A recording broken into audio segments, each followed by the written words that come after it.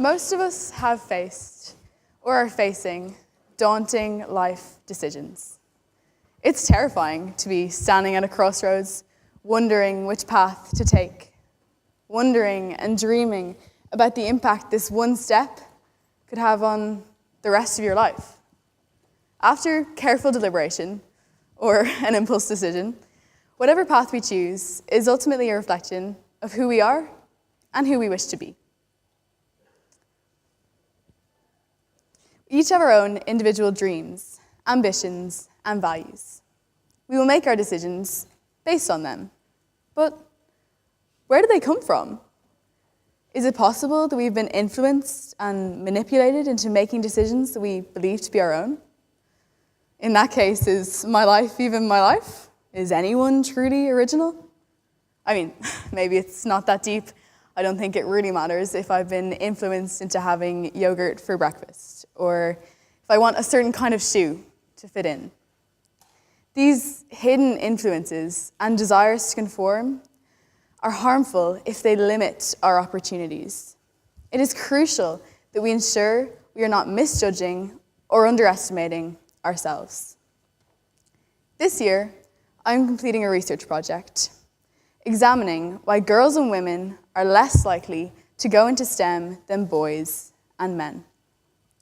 STEM, by the way, stands for science, technology, engineering, and maths. I believe we have a systematic issue hidden in the most basic fundamentals of our society. I believe that the way girls are typically being raised discourages a future in STEM. Now, to start on a positive note, I would like to recognize that there have been many successful women in STEM. Many incredible women have taken groundbreaking steps, changing our world. Ada Lovelace's notes contain what is believed to be the very first computer algorithm. Rosalind Franklin discovered the double helix structure of DNA. Mae Jemison was the first American woman in space, but was also a Peace Corps officer, a doctor, an engineer, an entrepreneur, and an author. And there are only a few women. The list goes on and on and on. Lots of women have managed to create a name for themselves in STEM, in defiance of the barriers present in our world. It is clear that women are as competent as men when completing tasks in STEM, no matter how advanced. This was proven by a study carried out in Villanova University in 2020. There is no evidence that suggests that men are better than women at progressing in an education or a career in STEM. Despite this, only 25% of jobs in the Irish STEM industry are held by women. Why aren't more women and girls aspiring to a path in STEM? It's an industry that's booming with plenty of opportunities and good pay. While it is unclear where this imbalance begins, it is clearly seen in our leaving certificate subject choices. When I walked into my fifth-year physics class, I was shocked to see only 2 other girls in a class of almost 30. In my applied maths class, there are 4 girls in a class of about 20. I then found out that these ratios were not unique to my physics class or even to Clonturk. In chemistry, there are 8 girls. In computer science, there are 2. From talking to my friends, I figured out that it is just like this in other mixed schools as well.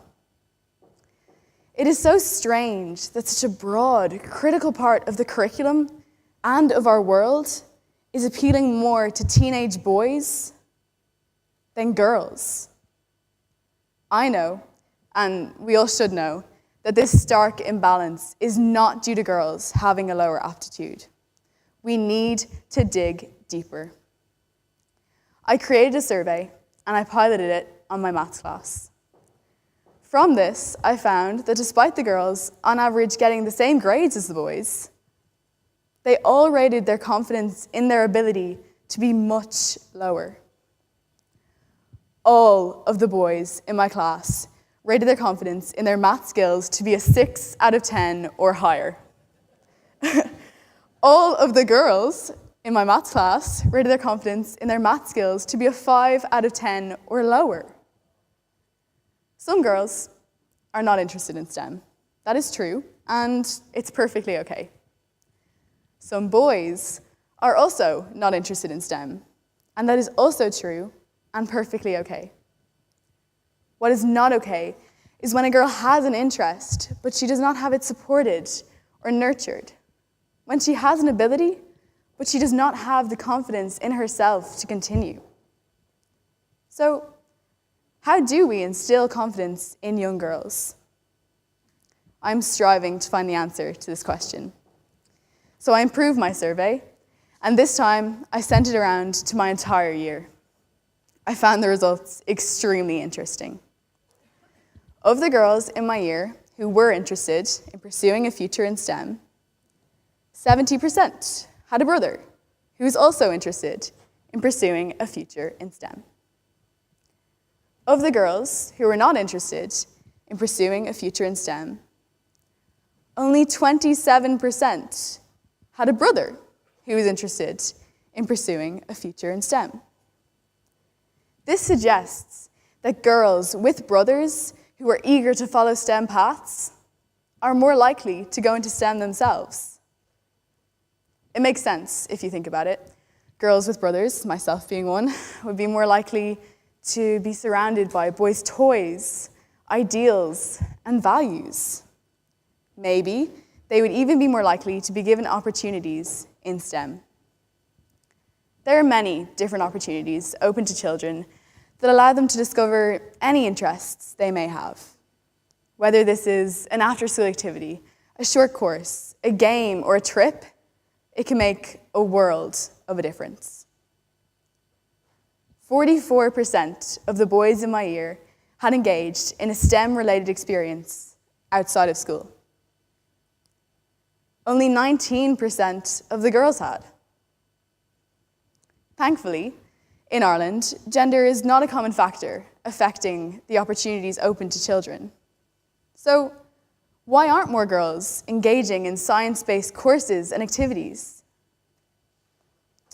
There are many subtle, almost unnoticeable ways that STEM subjects are geared towards boys. Toy shops are an excellent example. I can almost guarantee that if we walked into any Smith's or Bamba or whatever toy shop you like, we would see a stark divide in between the boys' toys and the girls' toys. The girls' toys are more often pinks and purples and dolls and playhouses, while the boys' toys are cars and construction kits, and they're blacks and blues and greys and greens. Now I'd like you to picture your physics, or your maths, or your chemistry, or your applied maths book. What colors are you picturing? I know for a fact that my physics, and my applied maths, and my maths books have a lot of blacks, and blues, and reds, and greens, and greys, and not a whole lot of pinks or purples. Now I'd like you to picture your home ec, or your art, or your biology book. Isn't it interesting how so many girls will choose biology over physics or chemistry? Toys could be a key contributor to the formation of any negative connotations.